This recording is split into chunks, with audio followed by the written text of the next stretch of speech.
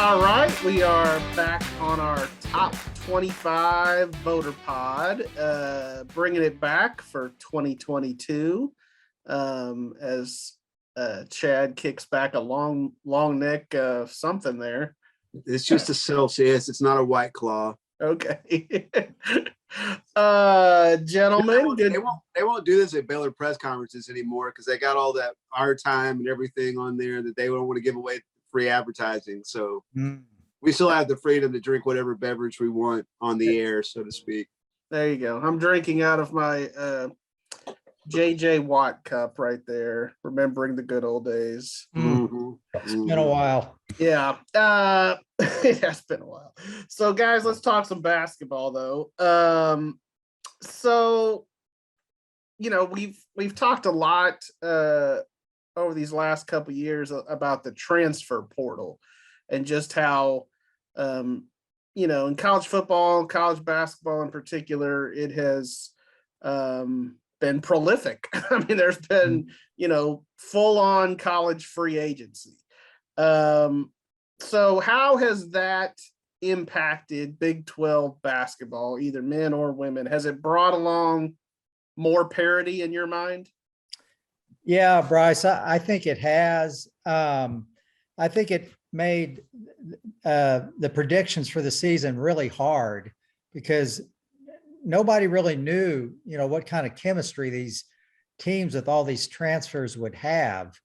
I think it's been really good for some. And then for others, I think it hasn't been that great. Texas was picked number 5 in the country. They're probably going to fall out of the top 25 this week. They just lost at home to Kansas State. So I don't know if it's been that great for them. Others, I think it's been really good. I think Oklahoma's made a big improvement. Baylor and Kansas have had some nice additions. Texas Tech, I think they made a great improvement with the transfer portal. So I think it's made the league more unpredictable, and I think it's created more parity. Normally when you talk about recruiting and building your team year to year recruiting, you're talking about high school, you're talking about freshmen and junior college players, in college basketball. That's where you build your team. And maybe you had a redshirt guy or something like that. And Baylor is one of the more remarkable cases that they have been able to get guys to redshirt. Most places, guy in on the floor, if he's not playing 25 minutes, he's looking around to see where he might go, but the transfer portal, and there was like 1,900 players in it last year or something crazy like that. It was nuts. And so the transfer portal has become a recruiting field unto itself. And it's opened up a broad spectrum of potential players to build your program around that are proven college players and they're older, they're less, it's less risky. It's less, there's less doubt about whether a guy's going to be able to come in and help you or not. And so it's like, it doubles everybody's recruiting field. And college basketball has always been a sport where you could turn your team around with one good recruiting class, And now, gosh, obviously I watch Texas Tech play every minute that they're on, and I'm not covering another game, but like Adonis Arms from Winthrop, he had the big dunk, that unfortunately Matt Mayer got posterized in, but he was from Winthrop and, probably not one of your top 100 transfer portal guys. And there was even that kind of recruiting list this last offseason, the top 100 transfer portal guys. And that was an elite list because that's, you had to be in the top 5% of transfer portal guys to be a top 100 player. Yeah, Chad, I went through some stats this morning. 3 of the top 10 Big 12 scorers are transfers. Iowa State's Isaiah Brockington, he's 4th in the league in scoring. He's from Penn State. And he's 2nd in the league in rebounding. 4 of the 5 top rebounders are transfers, and the top 2 assist guys are transfers, including James Akinjo, who's number 1. Mhm. So I think Well- that shows the impact right there. And even if Yeah. you go back to last year's Baylor championship team, the men, we look at that team and we think, man, they were really senior led. One of the strengths of that team was what they had some continuity. They were together for a few years before they made that championship run. And yet Maceo Teague is a transfer. Davion Mitchell is a transfer. I mean, even Jared Butler signed somewhere else, didn't he, John? Yeah, Alabama. He signed with Alabama, and then he had the heart issue, Right. Yeah. and came to Baylor.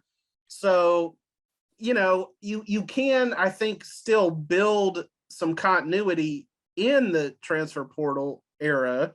If you get those transfers and then keep them around for a few years. But I agree with you guys. It creates a lot of unpredictability. And it also, to me, it leads to not getting to know players as much, maybe as previous eras of college basketball, where you felt like, Christian Laettner was Duke, I mean, Grant Hill, you knew those guys. Now it's much more short-lived. Well, that's the NBA's fault as much as the transfer portal's fault, though. But and to your point, though, like another factor in this whole transfer portal thing is the COVID eligibility year that guys were given, because like one of Texas Tech's players, Marcus Santos Silva, came in as a grad transfer last year, gets an extra year of eligibility, and is like, heck yeah, I'll take it, and he comes back, and so he's a grad transfer like he was originally a grad transfer, and he's providing continuity now in year 2 at Texas Tech. And then another phenomenon, and this is maybe a little bit skewing off what we were talking about, but I was thinking yesterday about you get some guys in that are freshmen, 5-star freshmen that come in that don't ever really get adjusted to the college game, and then they're gone. Boom. That's another phenomenon of college basketball that takes away from the Christian Laettner effect, as you might call it. Chad, in talking about the Baylor women, they certainly have benefited in recent seasons from grad transfer point guards. They've made a living there. Do you feel like Nicki Collen will continue to kind of milk that transfer portal, just like Kim Mulkey did? And we were talking a little bit about in the pre-show about you feel like this Big 12 women's race maybe is wide open as ever, right? Yeah, for sure. I guess to address the first part of that, I would expect that Nicki Collen will be a big time player in the transfer portal this upcoming season, not just from guards. I mean, Kim seemed like she was going to go with her recruited high school players at the post positions and then fill that point guard role as needed from a grad transfer. But I would suspect that, first of all, Baylor didn't have enough players to start this year. Usually want 12, and they were scrapping to get 10, maybe 14, so they're going to bring in a lot of people, and it's going to be high school players, junior college players, and transfer portal players. There's been a lot of noise, certainly not from me, about the way this Baylor women's basketball season is going. It's clear that they're not the dominant team. I mean, you don't have to be for them or against them to see that they're not the dominant team that they have been. And that's, in a way, I mean, that's kind of, I don't know if they would say it's good, but it's more interesting. It's more interesting to show up at the Farrell Center and not know, that one team is going to win by 50 points, Well, put it this way. It's certainly better for the Big 12 as a whole, as a conference. Yeah. And that's what you originally asked about, was the Big 12 race. And although Baylor started out 0-2, and I've been saying this before conference even started, you're going to get to the last week of the regular season, and there's going to be 3 or maybe even 4 teams that have a chance to. I mean, Baylor, Oklahoma, Texas, Iowa State, all 4 of them might get to the last week with a chance to win it. And you might have a co-champ situation even. I mean, that's not out of the question. So I think eventually Baylor is going to figure out this deal about, everybody coming for them and them having to play really, really well on a nightly basis, more so than they ever have had to before. Because you know what? Before last year and the years that I've been on the beat, and probably previous beat writers can speak to this, teams showed up and you could see the fear in their eyes to even take a shot. And that's not the case anymore. Right. Bryce, I did want to mention that every Big 12 men's team has at least 2 wins through about 5 games so far. Mm-hmm. And every team has at least 1 loss. And I think the winner is going to have maybe 4 losses. You're not going to see like a 13-1 Baylor team last year or like a 17-1 Kansas team anymore. I think if you win a lot of it's because of the portal. I think if you can get to win 12 in Big 12 play, you got a chance at it. Mm-hmm. Yeah, I agree. Yeah. Well, back to those Baylor men, they were reeling a little bit, Johnny, after losses to Texas Tech, which obviously Tech's an excellent program, but the Oklahoma State one to me really was glaring, especially just the way it played out. They played pretty badly. So how impressive then was the road win at West Virginia the other day? Well, I think it was remarkable the way they played. Against Oklahoma State, they couldn't have played much worse. They came out, hit 4 of their first 20 shots. Against West Virginia on the road with more than 12,000 people there for a 5 p.m. Eastern game, which kind of shows you the passion they have for basketball. Baylor hit 12 of their first 19 shots. Just came out playing with a lot of confidence. They got a 30-14 lead. West Virginia came back. Baylor kind of weathered that and then pulled away at the end. And this was with a 7-man rotation, basically, with James Akinjo, probably been their best player so far, out. Jeremy Sochan out for his 3rd straight game. I think once again, it just shows how good a coach Scott Drew is. He took what he had and he adapted to it. And, it was a great win for them. Yeah, I don't think that this crop of guards that they have right now are on the same level as Butler and Teague and Mitchell. But that said, are they good enough to win you a Big 12 championship? Maybe. I mean, they're right now, they were number 1, for a good long stretch there. Now what, they're 5 or something? Yeah. So, you're still putting together a pretty good season. And again, there's no shame in losing to Tech. And, especially as we talked about, this murderer's row of a Big 12. I mean, so yeah, pretty good win. Who do they have coming up next?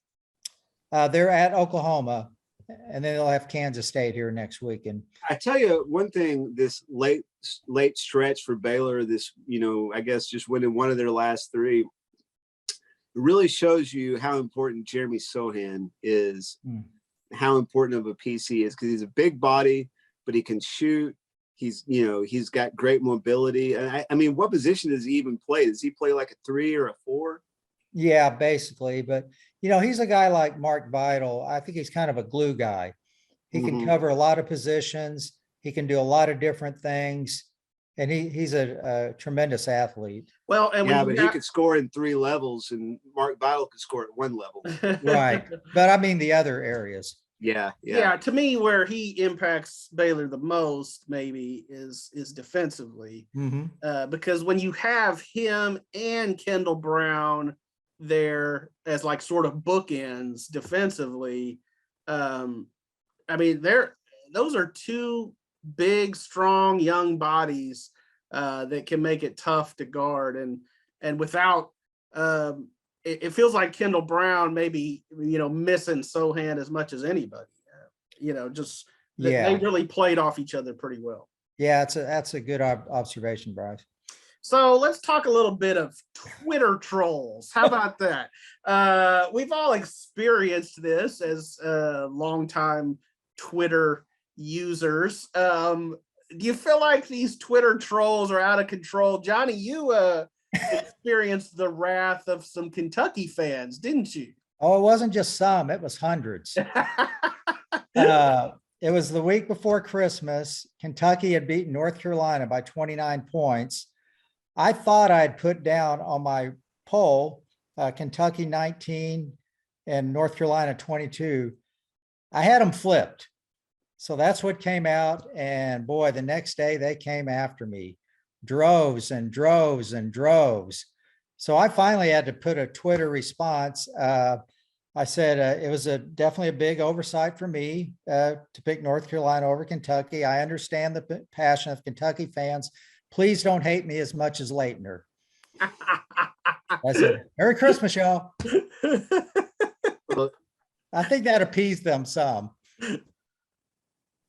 Chad, what about you? Have you experienced? I think there's two things Kentucky does well: college basketball and meth. And the Kentucky Twitter fan might be like just the perfect intersection of those two things. Oh my gosh. You just completely overlooked horse racing and went to meth. We've now reached the off the rails portion of the podcast. Chad, they're coming after you.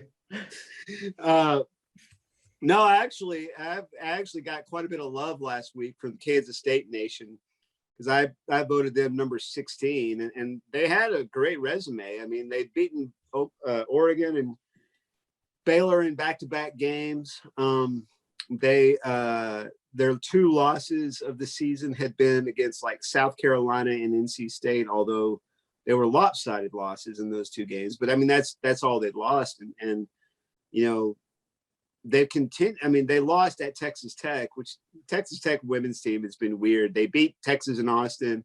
They beat Kansas State, and yet they lost to an Oklahoma State team that's under 500. So, but yeah, so I voted Kansas State number 16, and they weren't getting like much love anywhere else. And I think they snuck into the poll at like 25 that week. And the Kansas State folks were like, "Oh, this guy really knows what he's doing. It's nice to see somebody do their research." Blah blah blah. I couldn't tell if they were serious or not, but that's what they were saying. I don't think they were serious. I think they were like kind of thought it was funny that I voted them that high. Yeah, so I go ahead, John. Yeah, I've done these polls on and off for 30 years. And I think when they started publishing individual votes, I think it was first meant to kind of just show how voters are, voting regionally and that kind of stuff. But when Twitter came along, it became a way for fans, overzealous fans, to attack voters.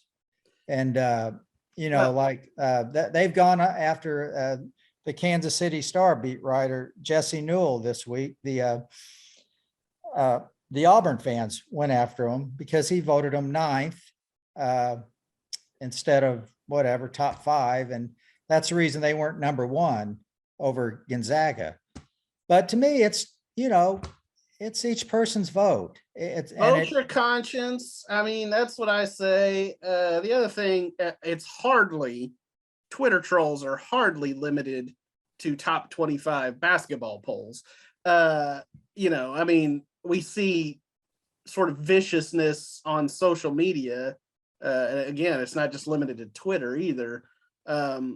All over the place, and to the point where I know a lot of women reporters have dealt with really nasty, ugly, sexist type behavior on Twitter. And to me, that's where, it's crossing a line that people shouldn't just cross. I mean, but Brice, that's why I say complaining about people's behavior on Twitter is like complaining about how your burger is cooked at McDonald's. I like it. Well, the other thing I was going to say, because you're not coming to a place where it's known for good burgers, right. It's crappy burgers, it's crappy behavior. That's what Twitter is. No, there's a lot of truth to that. The other thing I was going to say, Chad, you may dispute this, but Okay. I'm going to stand by it. I feel like I'm a little bit less sensitive than the two of you guys. Whereas, you know, if I remember the days that I was voting in the women's top 25 poll when I was on the women's beat, and I freaking loved it when they would come after me. I'd be like, you know, because you know me, I'm like ready for a fight just about each. I was going to say, and I mean this as a total compliment, Brice. Of the three of us, you're the most likely to court confrontation. Yeah, that's fair. That's fair. It's also why Kim Mulkey and I didn't always get along. And with that, we're going to close down this episode of Top 25 Voter Pod. We'll bring it back next week. It's fun to talk about some of these topics, but good to see you boys and enjoy the games. Thank you, Brice. All right.